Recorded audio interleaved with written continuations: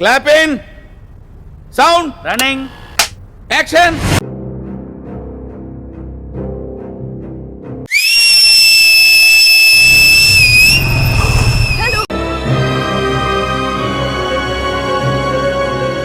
అలాగా?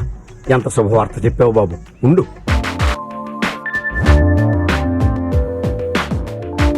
ఆగలేకపోతున్నాను సార్.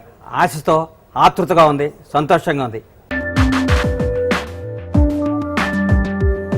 ఉన్నారు కానీ మాస్ ఊర్రా మాస్టర్.